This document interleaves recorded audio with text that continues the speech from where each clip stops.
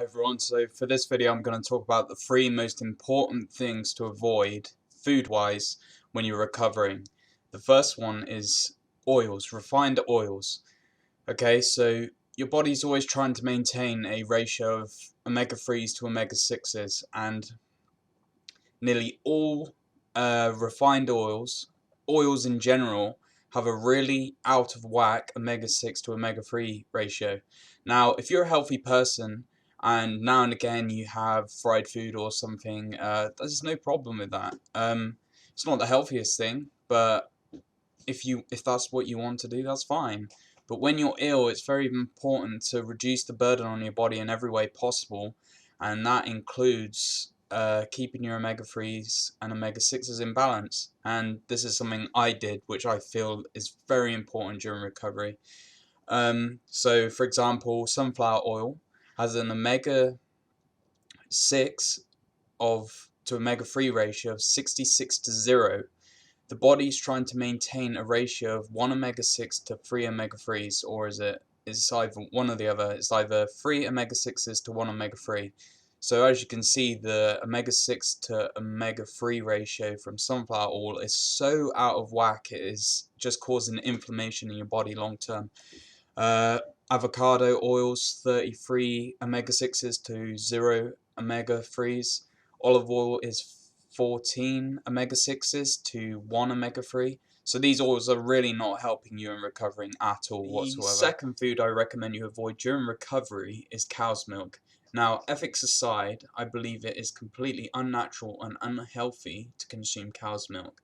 If you take a step back and look at any other animal living on this planet currently today, whether they're carnivore, herbivore, or omnivore, they never drink milk after they're weaned, let alone from another animal.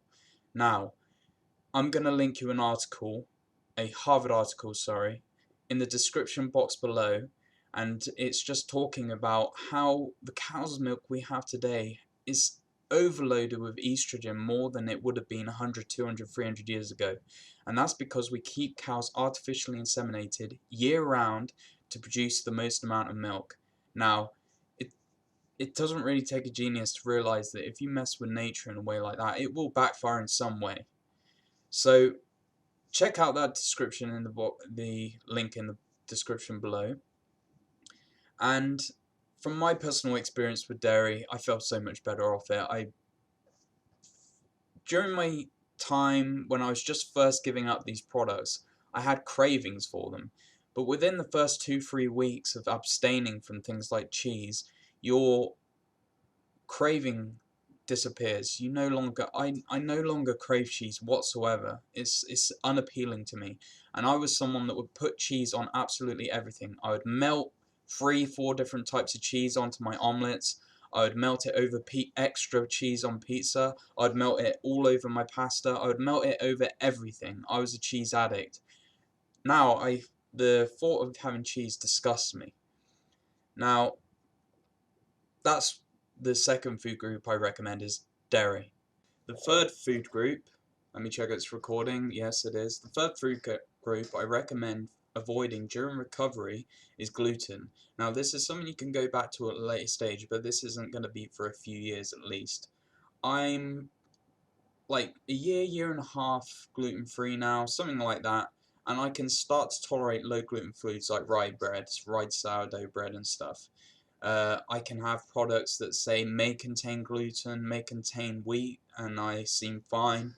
I haven't took the plunge and tried wheat yet just because I feel great. I don't want to ruin it in any way, even for a few days. Yeah. So yeah, gluten's something I recommend just because it seems very similar across the board that people cannot tolerate things like wheat and dairy during recovery. You see that all the time with people that have recovered. They always cut those food out no matter what. Some people can get away with gluten, but I think it's very it's much better to play it safe and just cut out any foods that have a possibility to cause a problem. I'd just like to say, don't expect to cut out one of these foods and go, why aren't I recovering? It requires a change of lifestyle across the board and changing your daily habits. changing your diet, changing everything about your diet, changing everything about your sleeping patterns, changing everything. So don't expect to feel fantastic after cutting out gluten, because most people don't.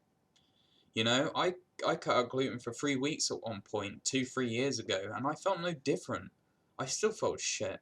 So understand that you're not going to see vast, humongous improvements from doing one thing alone. You need to change everything at once. So even though it's going to be hard the next few months, if you cut out all these inflammatory foods that I recommend you avoid, you are going to see progress later down the line, as long as you're doing everything. That's what I learned from my 7-8 years of chronic illness, is you can't expect to feel fantastic from doing one thing. You have to change your lifestyle to be the kind of person that has that kind of energy. And it's going to take time for you to get there. It's not going to happen overnight. It's not going to happen in 1 month. It's not going to happen in 3 months. It's going to take time, half a year, maybe more. You just have to be patient, and it is what it is. You have to accept the moment you're in. You have to accept the fact that you are ill, but don't accept the fact that you can't get well. So yeah, those are the 3 foods I recommend avoiding during recovery. The main 3, I recommend avoiding more than that, but those are the 3 main ones I recommend you to avoid. Just a few short lists here now. I'd recommend avoiding eggs. I used to be a huge egg eater. I used to have 6 egg omelets fried in olive oil with 4 different types of cheeses melted in there. And although I loved it at the time, I was starting to have I was ill, but I used to have really, really bad heart palpitations, and sometimes I had to sit down and hold my chest like, Mum, I think I need to talk to the doctor about this, it feels serious. I used to get a huge pain in the left side of my chest. Since going vegan, not had it in a year. I used to have that weekly. To me, now, looking back, that was the amount of cholesterol I was eating through the amount of eggs I was eating.